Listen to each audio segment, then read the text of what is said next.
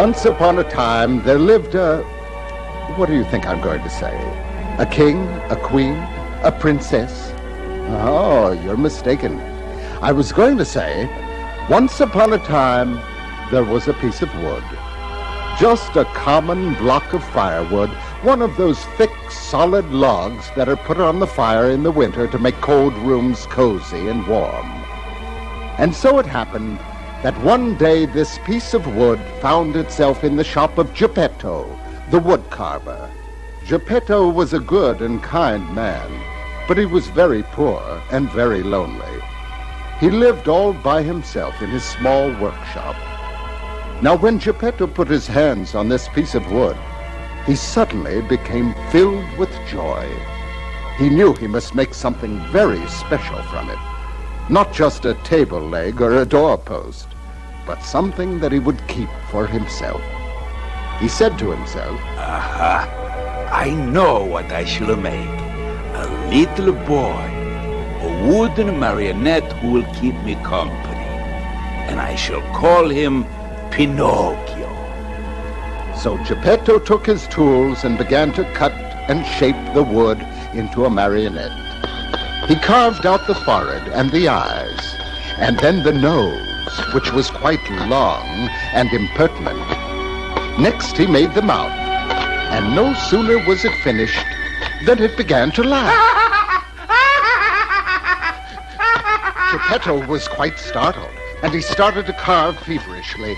As soon as Pinocchio's arms were finished, he snatched off Geppetto's wig. Pinocchio! The poor old man really had to struggle with him to get it back. Then when he had completed his legs and feet, the impudent little marionette jumped out of his hands and began to run around the shop. You can't catch me! You can't catch me! Pinocchio, come back here! Do you hear me? There! I forgot you. Let me go! Oh. No, I will not let you go. Now listen to me, Pinocchio. You are my little boy. You must mind your father. And tomorrow morning you will go to school and learn to read and write. Go to school? Then I will need a suit of clothes. I will make you a suit of clothes. And then I will need an ABC book. Pinocchio, all of my life I've wanted to be a papa, and now my dream has come true. So don't worry, my son. I will do everything for you that must be done.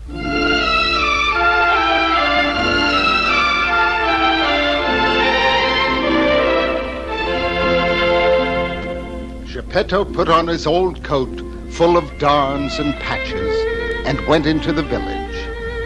After a while he came back. He no longer had his coat, but in its stead he had a brand new ABC book. And he stayed up all night making his son a little suit, a pair of shoes, and a tiny cap with a feather in it. Well, the following morning, Pinocchio put on his suit, his shoes, and his cap, put his book under his arm, and marched off to school, waving goodbye to his father, who stood in the doorway of his shop with tears of pride in his eyes. Pinocchio never even got as far as the schoolhouse, for while he was on his way, he passed a little wooden building. Outside of it was a large crowd of people. Such noise and excitement! A marionette show was going on. Pinocchio was wild with curiosity since he had never seen a marionette show, but the admission price was 4 pennies. Of course, he didn't have 4 pennies, so he sold his ABC book to a rag picker for 4 pennies, and he went in to see the show. The marionettes on the little stage recognized Pinocchio as one of them, and stopped the show to greet him with loud cheers. But the director of the company, a very frightening-looking man, came in, and when he saw what a commotion Pinocchio was causing, he picked up the little marionette and marched him out of the theater. Pinocchio was terrified and wriggled and squirmed in the man's huge hands. Finally, he was set down, and the director said to him, "What is your name? Pinocchio, sir. And who are your parents? I only have a father, sir. His name is Geppetto. He's a wood carver, sir. Does he earn much?" He earns so much, sir, that he never has a penny in his pocket. Just think. in order to buy me an ABC book for school, he had to sell the only coat he owned, all full of darns and patches and Stop it, boy. Stop it. You're breaking my heart. Here. Take these 5 gold pieces and give them to your poor father. Hurry now before I change my mind. Sold his coat. And give him my kindest regards.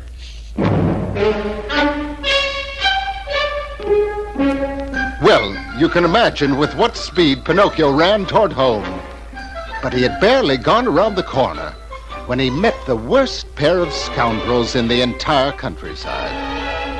One was a sly fox who pretended to be lame, and the other was a clever cat who pretended to be blind. The sly fox said, "And may I ask, what are you going to do with all that money?" First of all, I will buy a fine new coat for my father, and then I will buy an ABC book for myself. I want to go to school and study hard. Oh, Pinocchio, my boy, do you realize that you can double your gold pieces? What do you mean? Do you want 10, 100, 1,000, 2,000 gold pieces for your miserable 5? Yes, but how? I'll explain. Just outside the city of Simple Simons, there's a field called the Field of Wonders. In this field, you dig a hole, and in the hole, you bury a gold piece. Now, after covering up the hole with earth, you water it well, and then you go to sleep. During the night, the gold pieces sprout, and they grow, and they blossom. And next morning, you find a beautiful tree loaded with gold pieces. You mean if I bury my 5 gold pieces, I shall have how many? At least 2,500 sparkling gold pieces. Let's go! I'm with you! Oh, what are we waiting for? So, forgetting his father, the new coat, the ABC book, and all his good resolutions, Pinocchio went off with the sly fox and the clever cat. When they arrived at the city of Simple Simons, they went to a lonely field. The sly fox and the clever cat helped Pinocchio dig a hole and bury his 5 gold pieces. The sly fox said, go to that nearby brook, Pinocchio, and bring back a pail of water and sprinkle it over this spot. Pinocchio ran to get the water, and the minute he was out of sight, the sly fox and the clever cat dug up the 5 gold pieces, smoothed over the place as though nothing had been touched, and off they ran. When Pinocchio returned, he was surprised to find them gone. But he watered the spot and then sat down to wait and see his gold coins grow.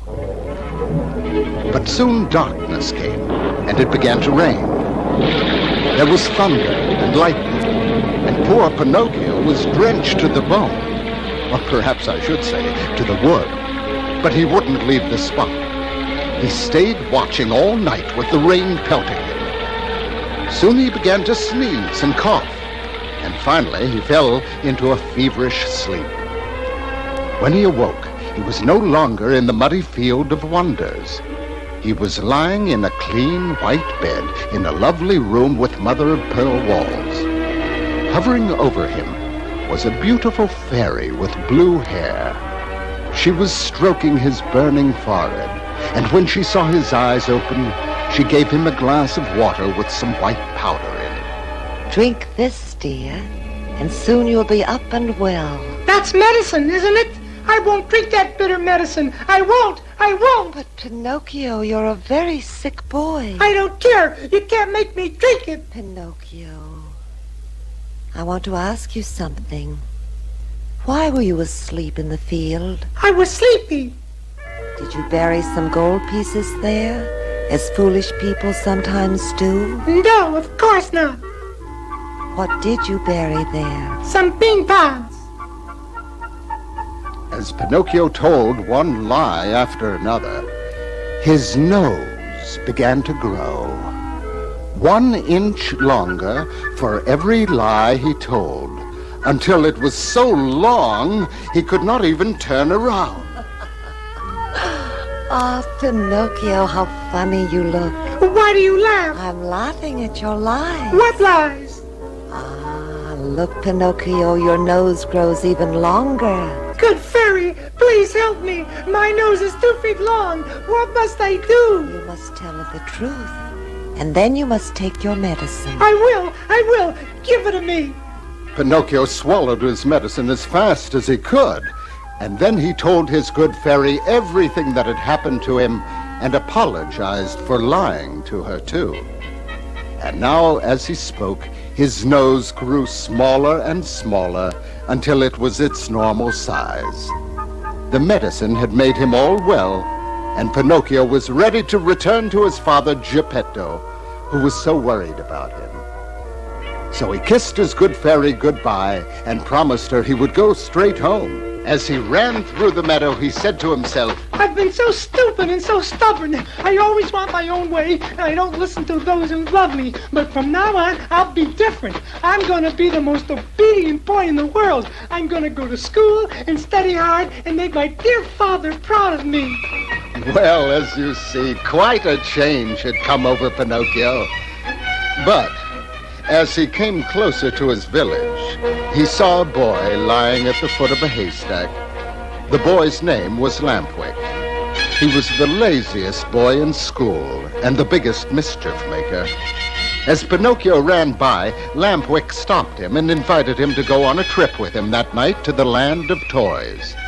He promised Pinocchio that he would never regret it, because in the land of toys, there were no such things as schools, no teachers, no books, and no work to do. He said the days would be spent in fun and enjoyment, and there would never be anyone telling them what to do and what not to do. Oh, poor Pinocchio, how tempted he was. Then, when Lampwick assured him that they would eat nothing but ice cream and cake and cookies and candy, Pinocchio forgot all about Geppetto and the good fairy and all his good intentions, and he told Lampwick he would go with him to the land of toys. It wasn't long until a wagon driven by 12 donkeys came along. It was filled with boys of all shapes and sizes, and the driver was a fat little man, as round and shiny as a ball of butter. Pinocchio and Lampwick climbed aboard, and by dawn of the next day, they had arrived at that much-longed-for country, the land of toys. It was filled with boys of all ages, and in the streets there was such a racket. Boys were playing marbles and turning somersaults or handsprings, blowing on trumpets and beating on drums, shrieking, howling, and many of them screaming,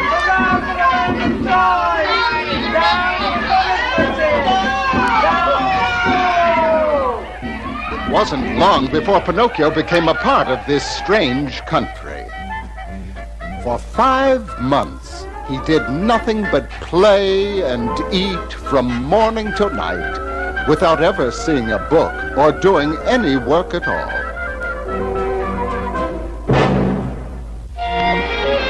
But one morning, when he woke up, he felt 2 strange, furry, long things on his head.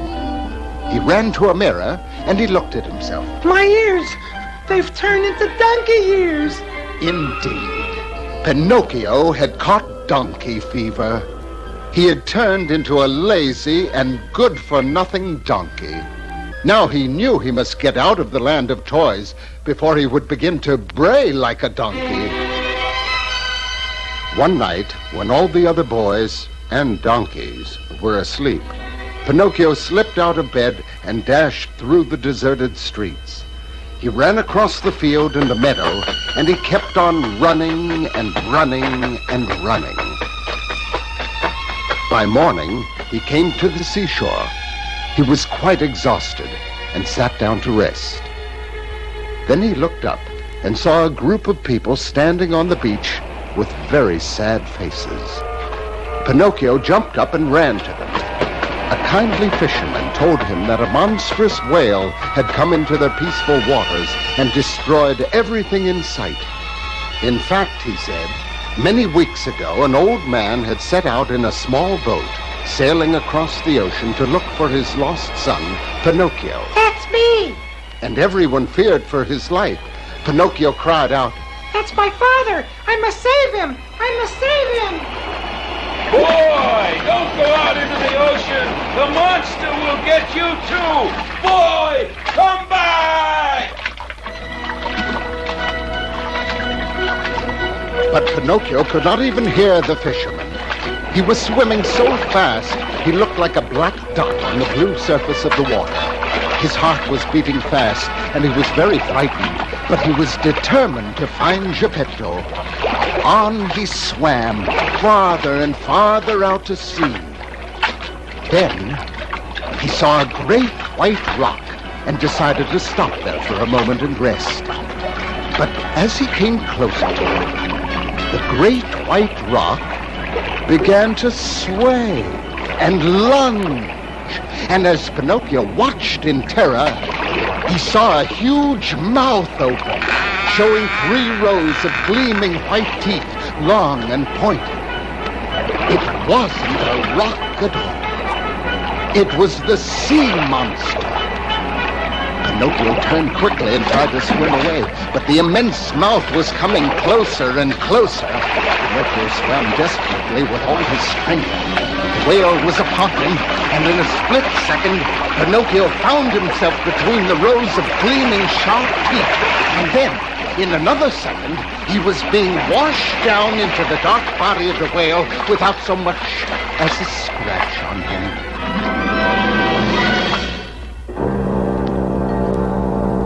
He lay stunned for a while.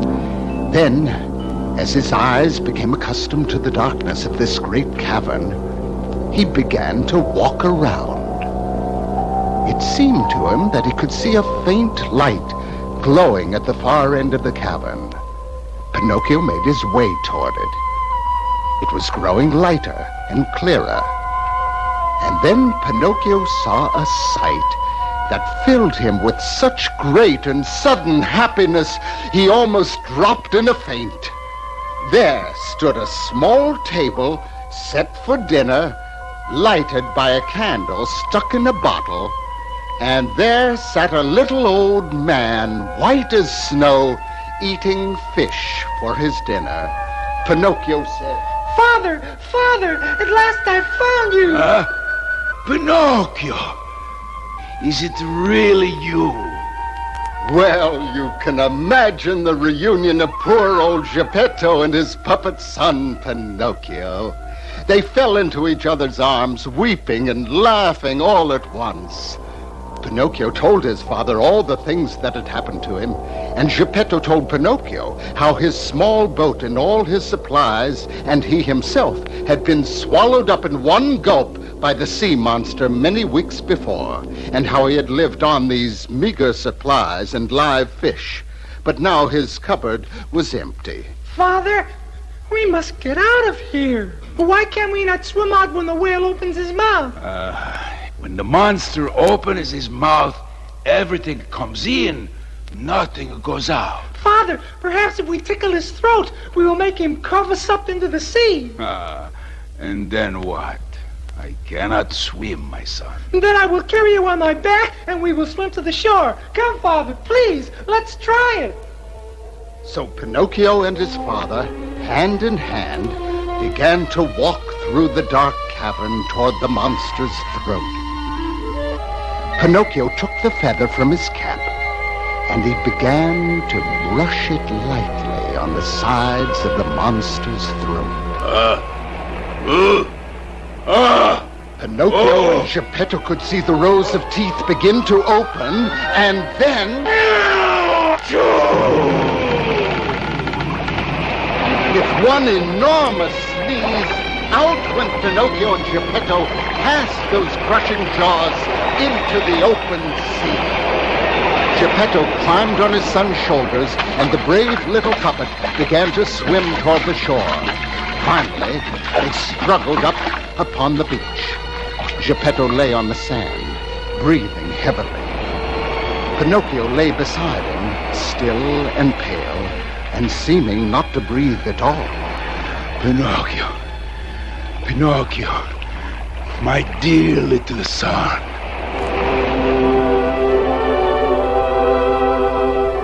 Geppetto picked up Pinocchio in his arms, and he began to walk toward the village. When he finally reached his small workshop, he gently laid Pinocchio down on his little bed, and he knelt beside him and prayed. Suddenly, the dark and gloomy room was filled with a shining light, and from out of nowhere, the good fairy appeared. Pinocchio! Pinocchio! Wake up! You have proved yourself obedient, truthful, unselfish, and brave. Now you are no longer a marionette. You are a real boy. The fairy disappeared. Pinocchio slowly opened his eyes. Oh, they were bright and sparkling. His donkey ears were gone, and his fine little head was covered with real black hair. Pinocchio pinched his arms and legs. Father, look at me. I'm a real live boy. My son, my son. And Geppetto took his real live son in his arms and kissed him joyfully. And from that time on, Pinocchio went to school and worked for his father. And so they lived happily ever after.